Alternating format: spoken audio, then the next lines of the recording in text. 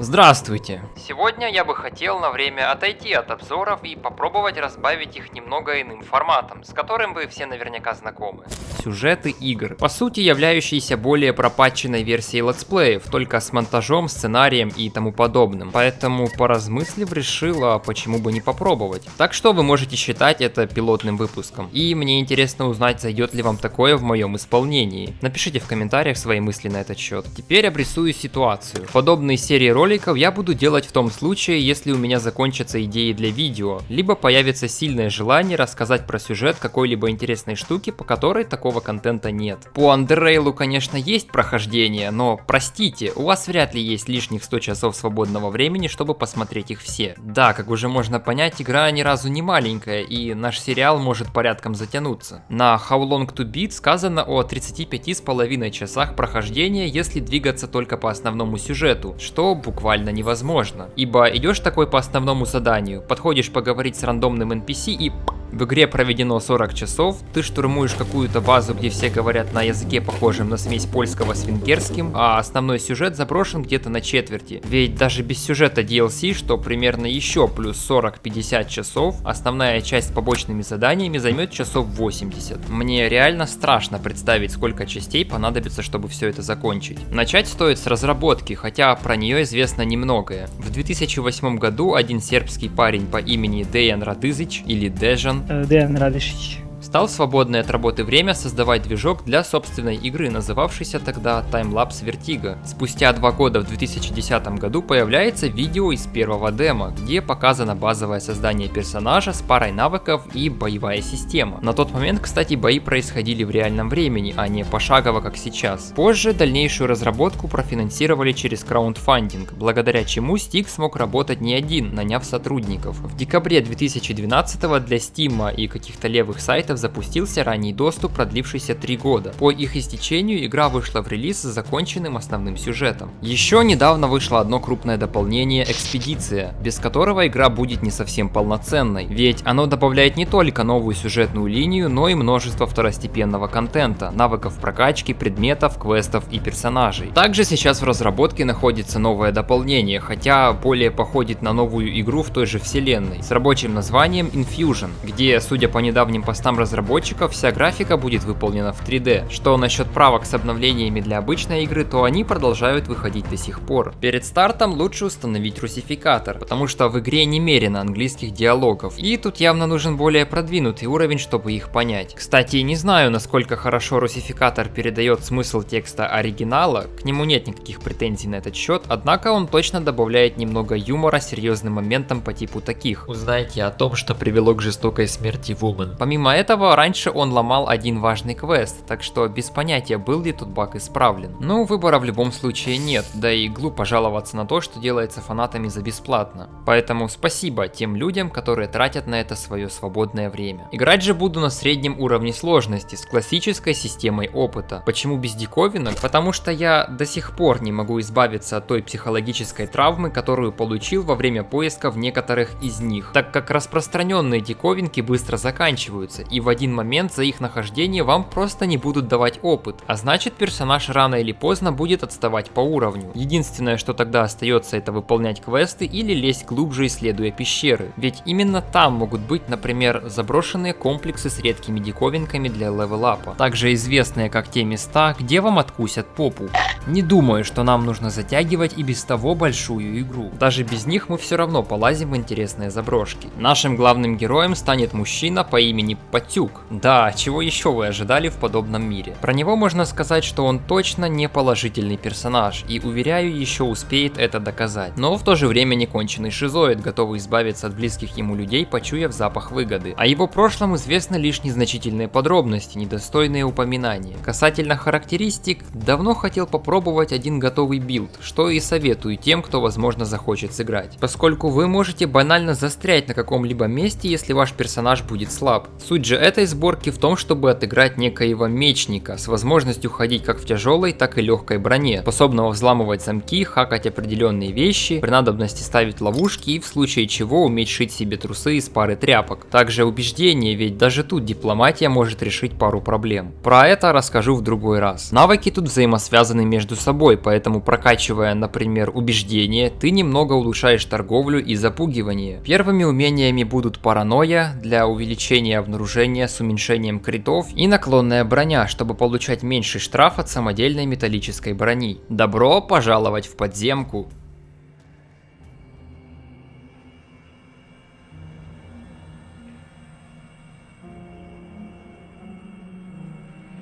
Ладно, и последний вопрос. Разумеется, восстановление после землетрясения. Какова ситуация в южном тоннеле? Придется еще углубить шахту для взрывчатки, иначе мы рискуем повредить тоннель. Почти все работают посменно. Думаю, осталось уже недолго. Горский, что у нас с охраной? Поставил одного на выход из пещеры, и этого, на мой взгляд, достаточно. Там сильная автоматизированная защита, и пока мы контролируем бухту и перекресток, никто не проскочит. Еще один в проходах под рельсами, и у него приказ не открывать ворота ни в коем случае. Последнее, что нам сейчас нужно, чтобы подкрались проклятые скрытни. Все остальные на платформе обеспечивают безопасность рабочих и тоннеля. Что ж, хорошо. Если никому больше нечего добавить, заседание совета закрыто. Да, есть еще кое-что. На случай, если вы не знаете, я принял на станцию нового гражданина. Думаю, он послужит хорошим дополнением к нашей станции. Они с Венцелем все еще на полигоне, но, думаю, скоро уже закончат. Слишком уж ты полагаешься на свои тесты, Таннер. Лично меня волнует лишь то, это как он проявит себя в деле, а не сколько очков наберет. Что ж, скоро мы это выясним. Лучше сразу же загрузить его работой. Нам пригодятся любые свободные руки. Согласен. На этом все. Вера, Горский. Затем мы переносимся на полигон. По прибытию наше обучение уже пройдено, но я начну его заново, дабы объяснить, как тут работает боевка и другие механики. Хорошо, сейчас я открою дверь, чтобы ты мог начать. Как и раньше, я буду наблюдать за тобой через камеры. Мы приступим, как только ты войдешь внутрь. Ты меня слышишь? Ага.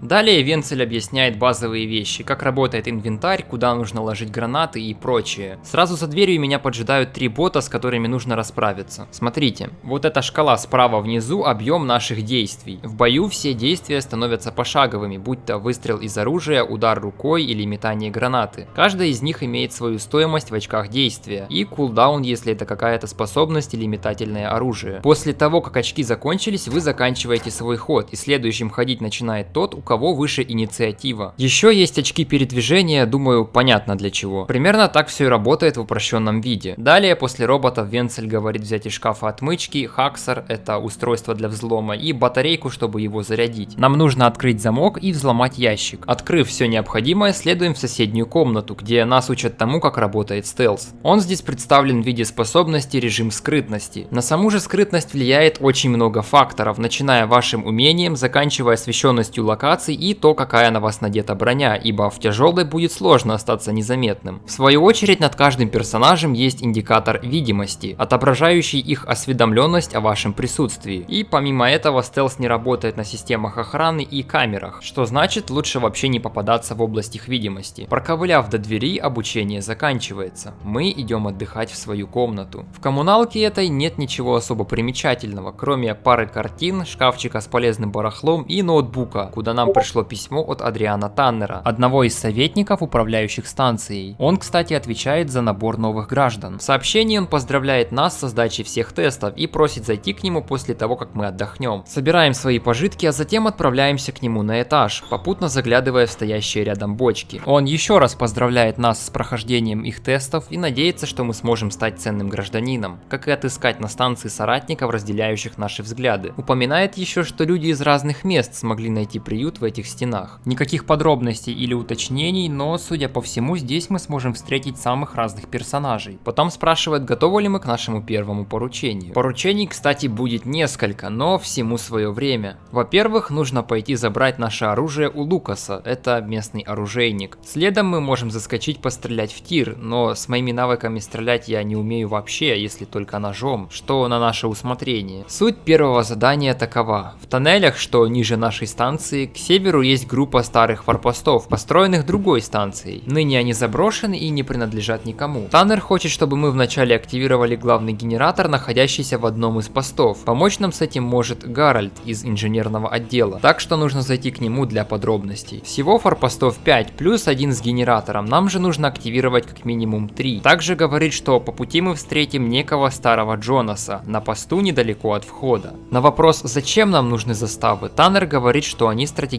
важны, если кто-нибудь из фракций захочет оспорить наши территории. А в наших текущих реалиях таких желающих будет всегда предостаточно. Еще упоминает, что среди фракций его больше всего беспокоит протекторат.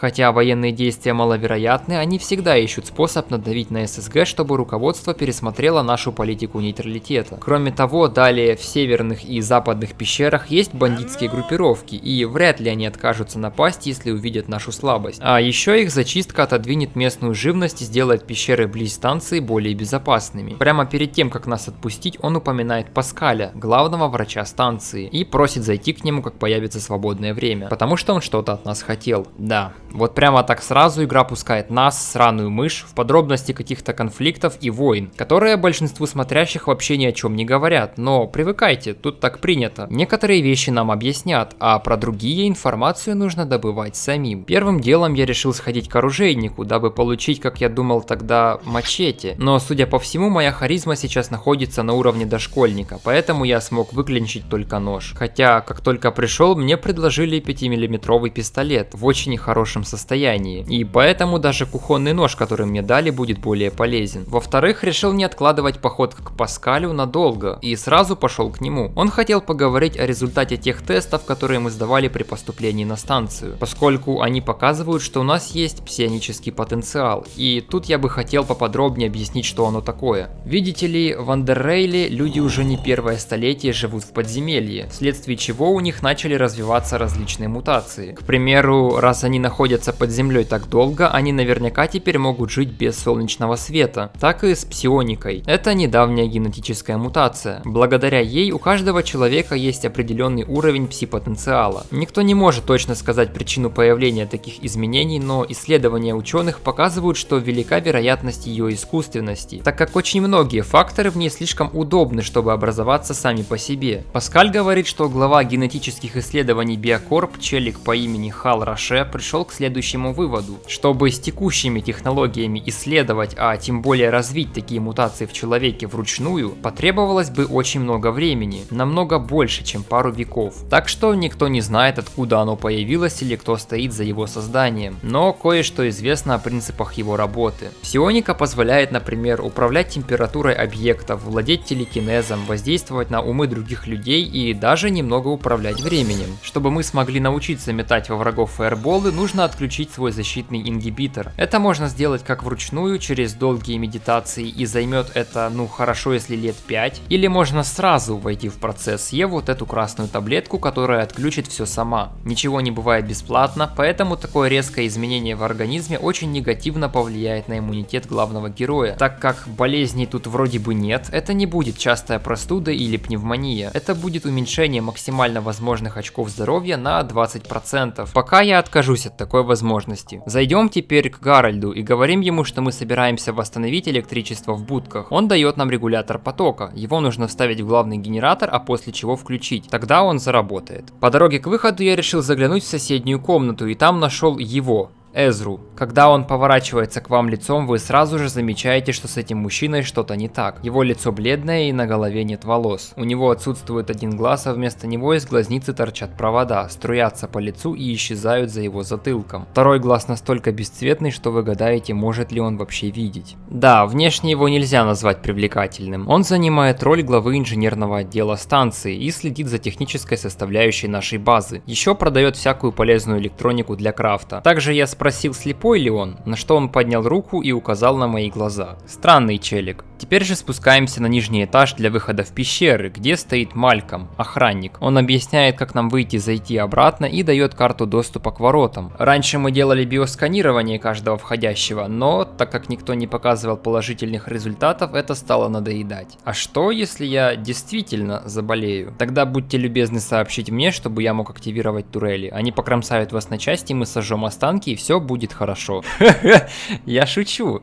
Или нет? На этой веселой ноте мы выходим в пещеры и, пройдя пару метров от ворот, видим там старого Джонаса. Я спрашиваю его о форпостах, и он рассказывает, что ближайший из них стоит к северу от сторожки, где мы сейчас, и что раньше они принадлежали какой-то станции Омега, коя сейчас лежит в руинах, поскольку ССГ их победила. Дед еще просит об услуге. Чуть ранее он был возле форпостов и посеял там свои часы. Просит нас отыскать их. Что ж, идем далее. Прямо перед входом в другую пещеру на экране появилось сообщение, явно намекающее на скорую битву. Вот, собственно, и они. Пока что нож показывает себя довольно хорошо. Тут же рядом находится первый форпост, но толку от него сейчас немного. На стеллажах и в шкафчиках находится всякое полезное и записка пограничнику. Спустя кучу крысоволков и одно повышение уровня, генератор включен. Теперь осталось активировать остальное. Чуть дальше стояла следующая застава, но в ней обосновался какой-то бомж с двумя своими питомцами. И он не хочет покидать эту халабуду, говоря, что пещеры не принадлежат ни одной станции. И вообще-то он прав. Если мы не уйдем сразу, дед начнет нападать вместе с ручными животными. Старый довольно сильный и за пару выстрелов из арбалета прикончил главного героя. Можно попробовать договориться по-другому, через запугивание, но с тем же результатом. Поэтому просто оставим его в покое. Сражаться с ним смысла точно нет, ибо поручение мы в любом случае сможем выполнить. Лутая трупы внутри одного крысоволка и были часы деда. Теперь можно возвращаться на станцию и параллельно с этим включать электричество. Заводим беседу с Джонасом. Он признает свои часы и спрашивает, где мы их нашли. Отвечаем ему, от чего он немного прифигел, и предлагает за них в награду один предмет на выбор. Пистолет-пулемет, толку 0, 5 лечащих стимуляторов или новые ботинки, ведь мы вообще-то все это время ходили босиком. Валенки оказались паленые, поэтому я загружаюсь и беру 5 стимуляторов, а обувь мы потом себе сами соберем. После топаем к Таннеру и говорим, что подключили все, что смогли. За это он дает нам деньги на карманные расходы и наводку на следующее задание. Человеку по имени Брэд нужна помощь в поимке пещерников. За всеми подробностями просит нас пойти к нему на агрономический уровень. Как всегда, помощь в этой игре означает, что мы сами должны сделать всю работу. Помимо этого, Таннер еще рассказывает немного про Омегу. В общем, те будки, что мы запитали, раньше служили им оборонительным периметром против ССГ, поскольку руководство Омеги решило, что жить вместе нам невозможно. Случилось несколько инцидентов, переросших в серию стычек, а затем в полноценную войну, окончившуюся для них поражением. Теперь у них нет станции, а ее бывшие участники разбрелись по всему метро. Кстати, еще он сказал, что один из входов на базу Омеги лежит к северу от форпостов. Ладно, выполнять задания это, конечно, хорошо, но пора бы зайти в местную столовую, отдохнуть, съесть чего-то, поговорить с людьми, глядишь, чего интересного там подвернется. Диалог завязывается с челом по имени Итан. С его слов, он путешественник и сейчас оказался заблокирован в ССГ из-за обвала туннеля. И еще говорит, что наша станция одна из самых безопасных в сравнении с тем, где ему приходилось находиться. Затем говорю с Арлин, она отвечает за припасы и приготовление еды. Расспрашиваю ее о том, кто такой этот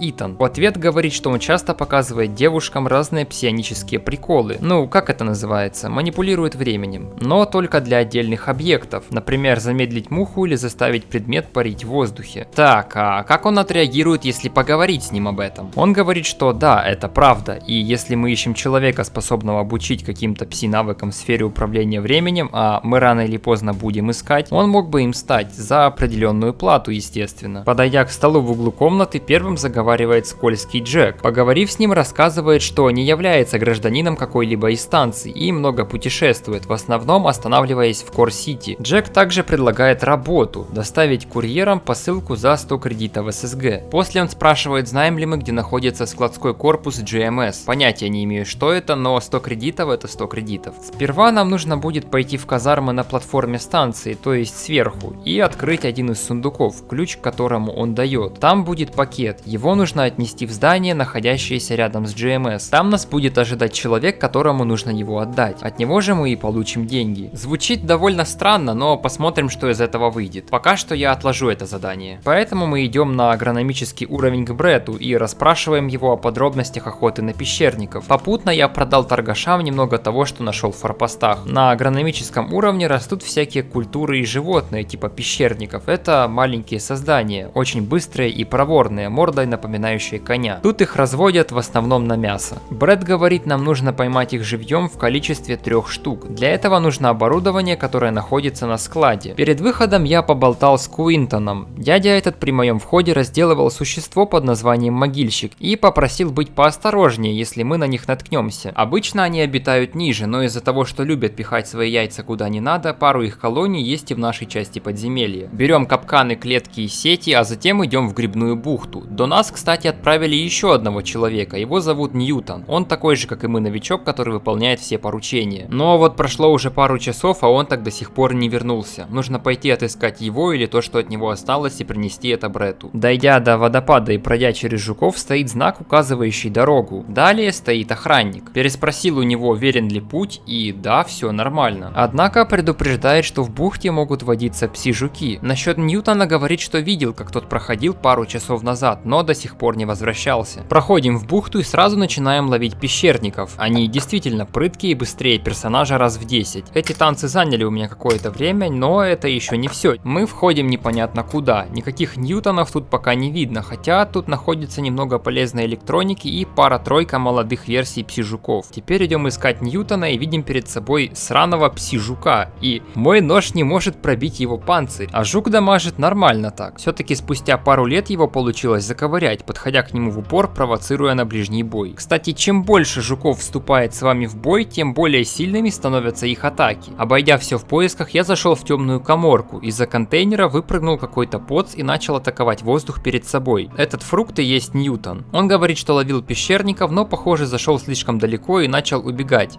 по кругу. А потом жуки окружили его, и с обосранными портками он забежал сюда, на бегу поранив себе ногу. Говорим, что тут все чисто и он может возвращаться на станцию. Тут еще находится проход вглубь комплекса, и там было 3 этажа с машинками на радиоуправлении вместе с полезным лутом. Не буду описывать всю баталию, вам нужно знать лишь, что это было очень долго и больно. Возвращаемся обратно и отдаем Брету 3 печерников. Он предлагает нам выбрать для них имена: Эпикур, Шопенгауэр и Ницше. Думаю, звучит нормально. Идем к Таннеру и говорим, что мы помогли Брету с его пещерниками. Задание выполнено, а значит мы можем получить другое задание. Но перед этим поторговать, чтобы купить себе хоть какой-нибудь мачете. Теперь ближе к делу. Горский повел разведывательную экспедицию в комплекс GMS. Нам же туда нужно и с другими целями. Он попросил присоединиться к нему именно нас. Что конкретно нужно делать, скажет уже на месте. Дорогу до него нам подскажет Эсси, она стоит у выхода на платформу. Спустя столько квестов мы наконец выбираемся в само метро. Расспрашиваем Эсси, как нам пройти к GMS. Ну идем, не забыв зайти в казармы, где в ящике лежит посылка, которую мы должны доставить. А работяги тем временем расчищают туннель от завалов кувалдами да псионическими способностями. Мирно шествуя в сторону комплекса, на нашем пути встают бандиты. Так,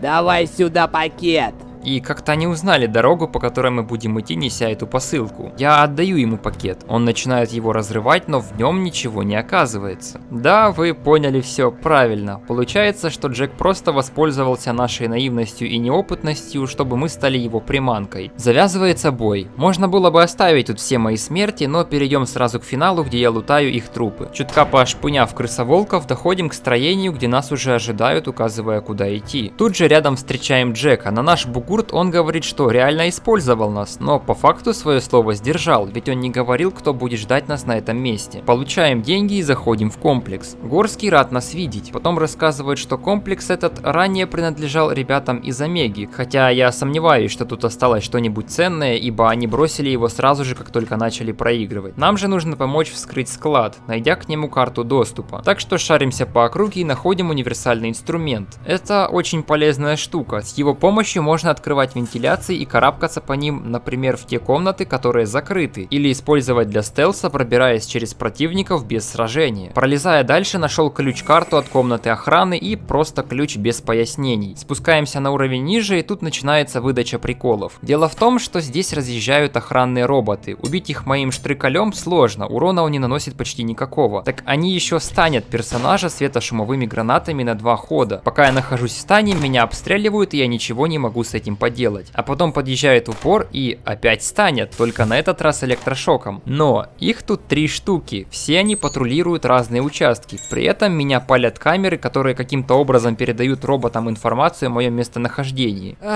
Буду краток. Я как шнюк ползал по вентиляциям, дабы проверить все комнаты. Этого сделать не удалось, ибо они все сразу съезжались ко мне. Тогда я начал заманивать роботов по одному на лестничный пролет, где ковырял их, убегая время от времени на отхил. Для вас сейчас это звучит как одно предложение. Для меня это было примерно 2 часа мучений. Тут же сразу всплывают недостатки этого билда, ибо для того, чтобы наносить бронированным противникам нормальный урон, нам нужен более крутой меч, который сейчас достать невозможно. Разобравшись с этим, в центральной комнате был найден труп с ключом. Персонаж приметил, что его, судя по всему, убили недавно. Этот ключ оказался от люка в полу. Спустившись, видим такую картину. Стоят 2 рейдера, допрашивают деда. Он орет, что мы не с ними. Нас спрашивают, кто мы такой. Говорю, что зовут Адан, и я тут немного мародерствую. В ответ вопрос, как мы нашли ключ, если он был у Макса, и где он. Максим вряд ли уже понимает, где он. Начинается бой.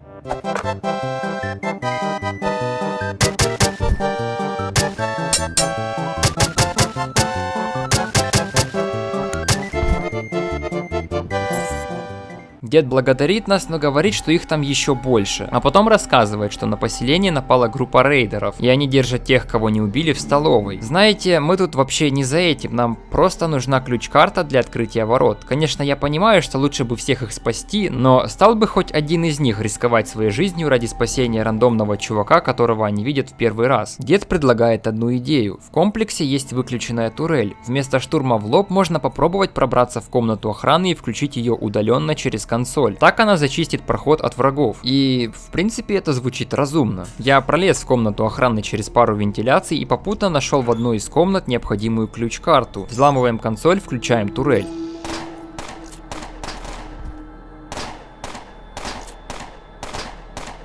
Я хотел спасти заложников, но ребята в столовой оказались больно сильными, и я подумал, что возможно Горский согласится мне помочь, поэтому было принято решение возвращаться обратно. В ответ он говорит, что нет, мы не будем рисковать всеми ради того, чтобы спасти каких-то рандомных жмыхичей. Потом оказалось, что этот квест можно было пройти вообще другим путем, без убийства тех 2 чуваков, которых я встретил в начале. Нужно было поговорить с рейдерами и сказать, что мы на самом деле из ССГ. Они бы немного офигели и провели бы нас к своему главному. Там бы можно было договориться, чтобы мы просто взяли эту ключ-карту и ушли. Даже дважды пройдя эту игру, я не знал о том, что такая опция вообще существует. Но менять уже ничего не буду, оставлю все так, как есть. Ладно, посмотрим тогда, ради чего все это было.